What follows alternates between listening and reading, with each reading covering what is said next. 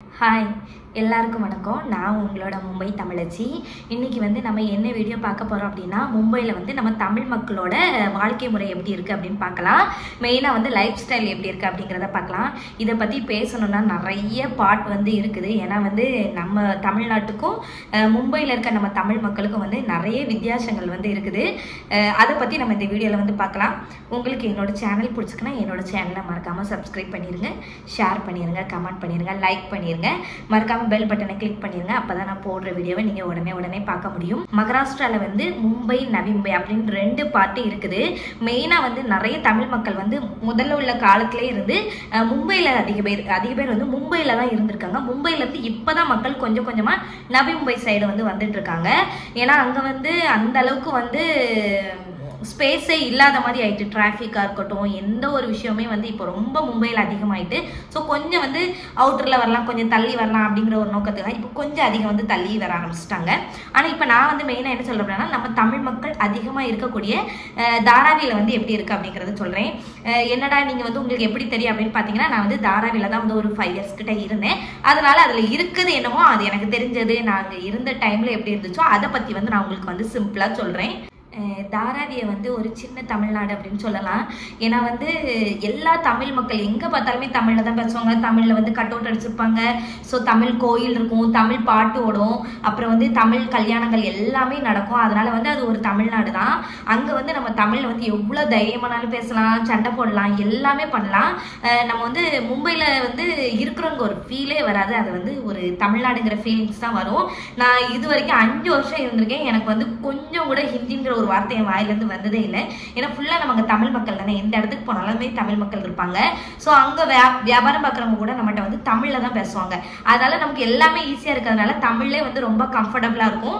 அதே மாதிரி இன்னொரு விஷயம் என்னன்னா, நமக்கு சொந்தக்காரங்க நிறைய பேர் தாராவியில அதிகமா சுத்தி இருப்பாங்க. சொந்தக்காரங்க இப்ப எங்க ஊருக்காரங்களே எனக்கே நிறைய பேர் இருக்காங்க. அதனால நமக்கு ஒரு ஊரோட ஃபீலிங்ஸ் தான் இருக்கும். ஆனா என்ன, நம்ம ஊர் சைட்ல இருக்கிறது கொஞ்சம் டிஃப்ரெண்டா இருக்கும், இங்க கொஞ்சம் டிஃப்ரெண்டா இருக்கும். ஏன்னா இங்க எல்லாருமே ஆணும் பெண்ணும் ஈக்குவல், 2 பேரும் ஈக்குவலா இருக்கணும் அப்படிங்கிற ஒரு தாட்ல இங்க நிறைய பேர் இருந்த மாதிரி இருக்கும். ஹஸ்பண்ட் ஒர்க் பண்றாங்க, ஒய்ஃப் ஒர்க் பண்றாங்க. 2 பேரும் அவங்களோட வேலையை வீட்டுல ஈஸியா ஷேர் பண்ணி செய்வாங்க. இது என்னன்னா தமிழ் மக்கள் இருக்கிற இடத்துல தான் நான் சொல்றேன்.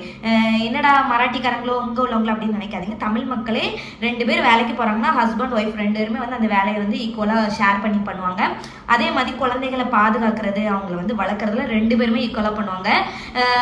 பசங்களை கேரி பண்ணி எடுத்துட்டு போறது, அதுக்கப்புறம் பிள்ளைங்களை ஸ்கூல் கொண்டு போய் விடுறது, கூட்டு வர்றது, அதே மாதிரி குளிக்க வச்சு பார்த்துக்கிடுறது, அந்த மாதிரி எல்லா விஷயங்களும் செய்வாங்க. இப்போ இதே மாதிரி நம்ம தமிழ்நாட்டிலையும் வந்துட்டு இருக்கு. பட் வேலையில 2 பேருமே ஈக்குவல் தான். ஹஸ்பண்ட் பாத்திரம் வளர்க்கலாங்கன்னா ஒய்ஃப் சமையல் பண்ணுவாங்க. அதுக்கப்புறம் ஒருத்தவங்க துணி துவைச்சாங்கன்னா ஒருத்தவங்க காயப்படுவாங்க. அப்படி எல்லா வேலையும் ஈக்குவலா பண்ணுவாங்க. வந்த புதுசுல எனக்கு கொஞ்சம் வித்தியாசமா இருந்தது. ஏன்னா நான் இருந்தது கிராமத்துல லைஃப் கொஞ்சம் வேற மாதிரி இருந்து, கொஞ்சம் சிட்டி லைஃப் வேற மாதிரி இருந்து. பட் இங்க எல்லாருமே ஈக்குவல் அப்படிங்கிற தாட் இருக்கிறது ரொம்ப நல்லா இருக்கு. அதிகமா எல்லா ஜென்ஸுமே லேடிஸை ரொம்ப மதிச்ச மாதிரி தமிழ் மக்களை நிறைய பேர் ஒய்ஃப்ட்ட ஒப்பீனியன் கேட்டு பண்ணுவாங்க. நிறைய தமிழ் குடும்பம் ஃபேமிலியை பார்த்துருக்கேன். அதில் ஹஸ்பண்ட் அதிகமாக ஒய்ஃப்ட்ட ஒப்பீனியன் கேட்டு தான் நிறைய பண்ணுவாங்க.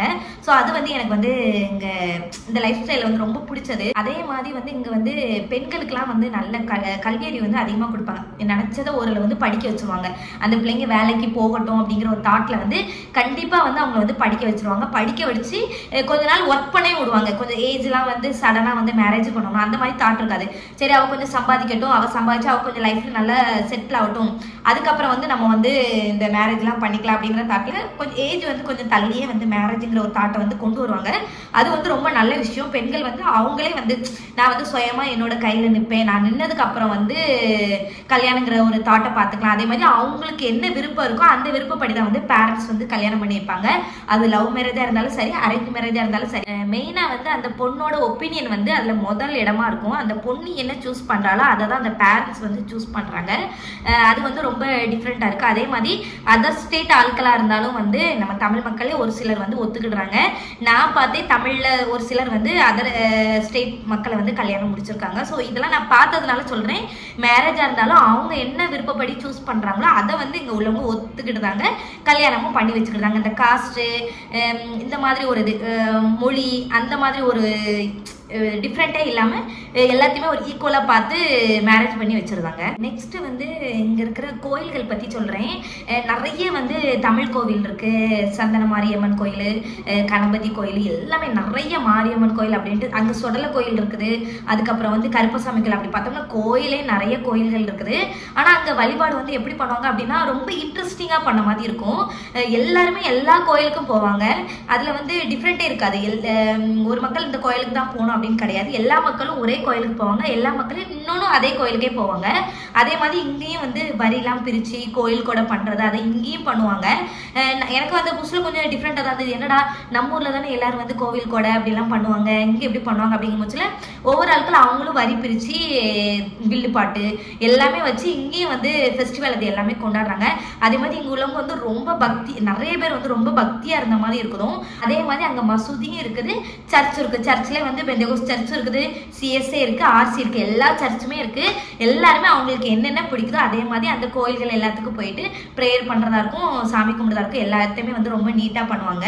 சப்பாத்தி அந்த மாதிரி டிஷ் தான் அதிகமாக வந்து டீச்சரே சொல்லுவாங்க.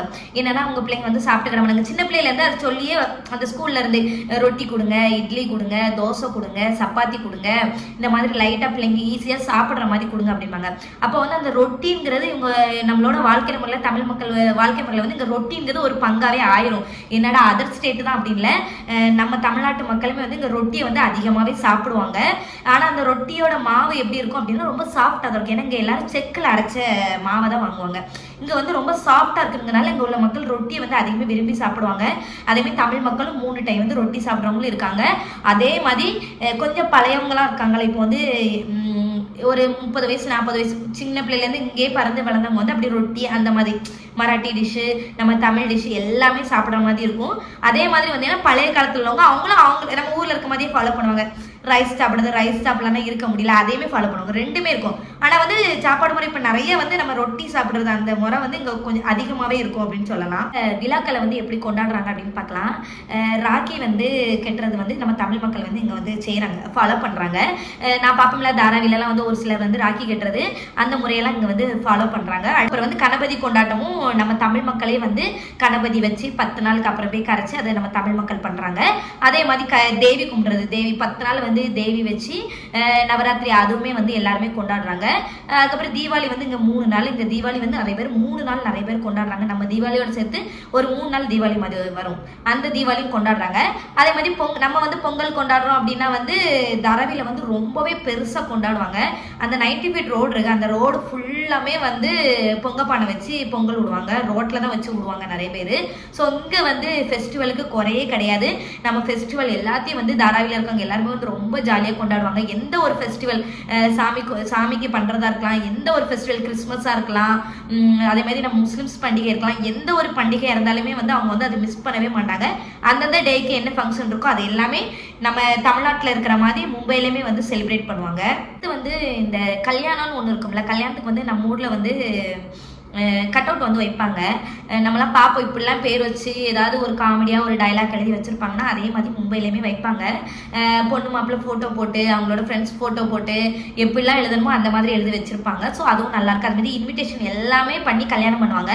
ஆனால் அதில் ஒரு சில விஷயம் என்னென்னா, இங்கே வந்து நமக்கு தாராவியில் வந்து பில்டிங்கில் இருக்கிறவங்க வந்து ஒரு பில்டிங் வந்து கொஞ்சம் கம்மியாக தான் இருக்கும், பில்டிங்லேயே சின்ன இடமா தான் இருக்கும். ரொம்ப பெருசுன்னா அது கொஞ்சம் ரேட் அதிகமாக இருக்கும். அதே மாதிரி அதில் கொஞ்சம் சின்னதாக இருக்கும் போச்சில் வந்து அவங்களோட மேரேஜ் முறை வந்து கொஞ்சம் சிம்பிளாக இருக்கும். என்னென்னா 2 ஃபங்க்ஷன் கல்யாணம் பண்ணி அதுக்கப்புறம் வந்து சாப்பாடு, இன்னொரு சாப்பாடு எங்கள் ஊர் சைடில் வந்து மறுவீடுன்னு ஒன்று நைட்டு வந்து மாப்பிள்ளை வீடு காணுதல் உண்டு. அதுக்கு வந்து எங்கள் ஊர்லேருந்து நாங்கள் எல்லாருமே போவோம். அது வந்து நைட்டு தனி சாப்பாடு அப்படின்னு இருக்கும். ஆனால் இங்கே வந்து மதியத்தோட சாப்பாடு முடிஞ்சிடும், ஈவினிங்கோட கல்யாணம் முடிஞ்சிடும். அதுக்கப்புறம் ரொம்ப க்ளோஸாக ரிலேட்டிவ்ஸ் இருப்பாங்களா அவங்க மட்டும்தான் மாப்பிள்ளை வீட்டுக்கு போகிறது அப்படின்னு இருக்கும். அதுக்கு நிறைய பேர் அப்படி கூப்பிட மாட்டாங்க. சிம்பிளாக அவங்களுக்கு யாரெல்லாம் கூப்பிடணும்னு தோணுதோ அப்படி ரொம்ப சிம்பிளாக கூப்பிடுவாங்க. எங்கள் ஊர்லலாம் நாங்கள் வந்து 4 வேன் 5 வேன் பிடிச்சி வந்து போவோம். நிறைய பேர் பார்த்தோம்னா மதியமே ரொம்ப க்ளோஸ் ரிலேட்டிவ்ஸ் கூட மதியத்தோட கல்யாணம் முடிஞ்சது, அவ்வளோதான். அதுக்கப்புறம் வந்து நம்ம பாட்டுக்கு பெட்டியை கட்டிட்டு வீட்டுக்கு வந்துட வேண்டியதான். வீட்டில் அவங்களால சிம்பிளாக வந்து என்னென்ன சடங்குகள்லாம் பண்ண முடியும் அந்த சடங்கு எல்லாத்தையுமே வந்து வீட்டிலே வச்சு சிம்பிளாக வந்து பண்ணிடுவாங்க. ரொம்ப வந்து எல்லாத்தையும் கூப்பிட்டு பண்ணுற அளவுக்கு அங்கே ஸ்பேஸ் இருக்காது. இடம் வந்து இங்கே அந்த வீட்டில் வந்து அந்த அளவுக்கு இடம் இருக்காதனால ரொம்ப பேரை கூப்பிட்டு எல்லாத்தையுமே வச்சு அந்த இடத்துல பண்ண முடியாது. அதனால ரொம்ப முக்கியமான 1-2 ஆட்கள் மட்டும் கூப்பிட்டு வச்சு சிம்பிளாக வீட்டிலே வந்து பண்ணுவாங்க. அதே மாதிரி வந்து தாராவியில் வந்து ரொம்ப சேவிங்ஸ் பண்ணுவாங்க. நான் நிறைய கவனிச்சிருக்கேன். எப்படின்னா வந்து நான் ஊர்லேருந்து இங்கே வரும்போதுலேயே பார்ப்பேன், ரொம்ப பைசாவை எடுத்து செலவு பண்ணுறதுக்கு ரொம்ப கஷ்டப்பட்டு பண்ண மாதிரி இருக்கும். ஒவ்வொரு பைசாவும் பார்த்து பார்த்து செலவழிப்பாங்க. ரொம்ப சிக்கனமாக வந்து நம்ம தமிழ் மக்கள் இங்கே வந்து இருப்பாங்க. சிக்கனமாக இருக்கிறனால தான் நிறைய பேர் நிறைய சேமிக்க முடிஞ்சுதுங்க. நிறைய பேர் வந்து தமிழ் மக்கள் நிறைய வீடு இருக்குது, நல்ல ஹையான ஒரு போஸ்டிங்கில் இருக்காங்க, நல்ல வேலைகள் பார்க்குறாங்க. சென்ட்ரலாகவும் இருக்கலாம், நம்ம ஸ்டேட்டாகவும் இருக்கலாம். எல்லா வேலையிலுமே வந்து ரொம்ப சூப்பராக வந்து நம்ம தமிழ் மக்கள் எல்லாருமே நல்லா இருக்காங்க. அதே மாதிரி வந்து இப்போ உள்ள ஜென்ரேஷன் வந்து கொஞ்சம் வித்தியாசம். என்ன அப்படின்னா சாட்டர்டே சண்டேனா கொஞ்சம் வந்து வெளியே போகணும், சுற்றணும், ஜாலியாக வந்து சாப்பிடணும், என்ஜாய் பண்ணணும், அந்த தாட் இருக்குது. ஆனால் வந்து நம்ம ஊர் சைடில் வந்து அப்படி எல்லாரும் வந்து ஓயாமல் சுற்றதுக்கு போக மாட்டாங்க. இப்போ கூட கொஞ்சம் ஃபாலோ பண்ணிட்டு இருக்காங்க நிறைய பேர். நான் இப்போ கூட ஊர்லலாம் போயிருக்கும் போச்சு நிறைய பேர் வந்து ஃபேமிலியாக வந்து ரெஸ்டாரண்ட்லாம் வராங்க. நான் இருக்கும் போச்சில் வந்து ஊரில் யாராவது ஒருத்தவங்க ஹோட்டலுக்கு போனால் திட்டிடுவாங்க, என்னடா இவங்க சாப்பிட இதுக்காக மெனக்கட்டு போகிறாங்க, வீட்டில் சோறு பொங்கி திங்க முடியாது அப்படின்னு சொல்லுவாங்க. பட் இங்கே உள்ளவங்க வந்து ரொம்ப கேஷுவலாக ஹோட்டலில் போய் அவங்க லைஃப்பை வந்து ரொம்ப ஜாலியாக என்ஜாய் பண்ணுறாங்க. சாட்டர்டே சண்டேனா வெளியே சுற்றணும், ஏதாவது ஒரு பிளேஸ்க்கு போகணும், குழந்தைங்களோட வந்து என்ஜாய் பண்ணணும் அப்படிங்கிற ஒரு தாட் வந்து இப்போ உள்ள ஜென்ரேஷனுக்கு கொஞ்சம் அதிகமாகவே இருக்குது. அதுக்கப்புறம் வந்து இன்னொரு முக்கியமான விஷயம் என்னென்னா, தாராவியில் வந்து எல்லாமே ரொம்ப பெஸ்ட்டாக இருக்கும். படிப்பாக இருக்கட்டும், அந்த இடமா இருக்கட்டும். ஏன்னா இடமும் கொஞ்சம் வந்து மெயினான இடம் தான் தாராவி. அங்கேருந்து பக்கத்துலேயே வந்து எல்லா இடத்துக்கும் வேலைக்கு போகிறதுக்கு எல்லாத்துக்குமே வந்து ரொம்ப கம்ஃபர்டபுளாக இருக்கும். ஆனால் அதில் ஒரே ஒரு விஷயம் என்னென்னா, அந்த ஸ்பேஸுங்கிறது, அந்த இடம்ங்கிறது வந்து நமக்கு கொஞ்சம் கம்மியாக தான் இருக்கும். இடம் பற்றாக்குறை மட்டும்தான் அங்கே ப்ராப்ளம். மற்றபடி எதுவும் இல்லை. நம்ம ஒரு கார் வாங்க முடியாது, ஒரு பைக் வாங்கினாலும் இந்த உடலுக்கான இடம் வந்து கொஞ்சம் வந்து கஷ்டமாக தான் இருக்கும். அதே மாதிரி பிள்ளைங்க வந்து அந்த நார்மலாக ஒரு சின்ன இடம் இருக்கும், முடுக்கு மாதிரி. நம்ம ஊரில் முடுக்கு, இங்கே வந்து கல்லின்னு தான் சொல்லுவாங்க. அந்த இடத்துல மட்டும்தான் அந்த பிள்ளைங்க வந்து விளையாட முடியும். ஸோ அதுக்கான ஒரு இடங்கள் மட்டும்தான் அங்கே இல்லை. மற்றபடி எல்லா ஃபெசிலிட்டிஸுமே இருக்குது. ஆனால் அங்கே இருக்க தமிழ் ஆட்களுக்கு வந்து நம்ம ஊர் பக்கம் போகிறதுக்கு பிடிக்காது. இந்த ஒரு சூழ்நிலையை வாழ்ந்து பழக்கமாயிருவாங்க. அதே மாதிரி அந்த தாராவியில் இருந்துட்டு வந்து நவி மும்பை சைடு யாராவது ஒரு ஷிஃப்ட் ஆவாங்க. அப்படி போயிட்டாங்கன்னா திரும்ப வந்து மும்பைக்கே வந்துடுவாங்க, தாராவிக்கு வந்துடுவாங்க. ஏன்னா எனக்கு பிடிக்கல அப்படிம்பாங்க. அவங்களுக்கு வந்து இந்த சொசைட்டியான வாழ்க்கை, மற்ற மக்கள் கூட பேசாமல் இருக்க, அதெல்லாம் பிடிக்காது. நம்ம தமிழ் மக்கள் கூட சேர்ந்து கலகலன்னு பேசணுமா, சுற்றினோமா, கோயிலுக்கு போனோமா, வெளியே போனோமா, வந்தோமா அப்படின்னு இருக்க பிடிக்கும். ஸோ நிறைய பேர் சொல்லியிருக்காங்க, நான் வெளியே போயிட்டேன் ஆனால் திரும்ப வந்துட்டேன், ஏன்னா எனக்கு அந்த இடம் வந்து பிடிக்கல அப்படிம்பாங்க. ஏன்ட்டே நிறைய பேர் கேட்டாங்க, உனக்கு அங்கே பிடிச்சிட்டா, நீ எப்படி உனக்கு ஒத்துக்கிட்டா அப்படின்னு கேட்பாங்க. அது வந்து நம்ம வந்து அக்செப்ட் பண்ணுறதை பொறுத்தா இருக்குது, இருக்க இடத்த வந்து எப்படி அக்செப்ட் பண்ணுறதுன்னு. ஒருவேளை என்னோட மைண்ட் செட் வேறு மாதிரி இருக்கலாம். அவங்களுக்கு எல்லாம் கலகலன்னு பேசிகிட்டு இருக்கணும், நம்ம தமிழ் ஆட்கள் சவுண்டு கேட்டுகிட்டே இருக்கணும் அப்படிங்கிற தாட் அதிகமாக இருக்கும்னு நினைக்கிறேன். இன்னும் வந்து நம்ம தமிழ் மக்களை பற்றி ஒரு சில கருத்துக்கள் சொல்ல வேண்டியது இருக்குது. அதை வந்து நான் இன்னொரு பார்ட்டாக வந்து உங்களுக்கு வந்து அப்லோட் பண்ணுறேன். இதில் வந்து ஏதாவது நிறைகளும் இருக்கலாம், குறைகளும் இருக்கலாம். சில ஏதாவது ஒரு கொஸ்டின்ஸ் கேட்க வேண்டியது இருந்து அப்படின்னா கண்டிப்பாக கமெண்ட்ஸில் கேளுங்க. கண்டிப்பாக அதுக்கான ஆன்சர் தெரிஞ்சு அப்படின்னா வந்து நான் உங்களுக்கு கண்டிப்பாக சொல்கிறேன். யாரும் வந்து இதை தப்பாக எடுத்துக்கிட வேண்டாம். எனக்கு தெரிஞ்சது, நான் பார்த்ததை வச்சு ஒரு சில விஷயங்கள் மட்டும்தான் நான் உங்களுக்கு சொல்லியிருக்கேன். இதில் ப்ளஸ்ஸும் இருக்கும், மைனஸும் இருக்கும். நெக்ஸ்ட்டு ஒரு சூப்பரான வீடியோவில் மீட் பண்ணுறேன்.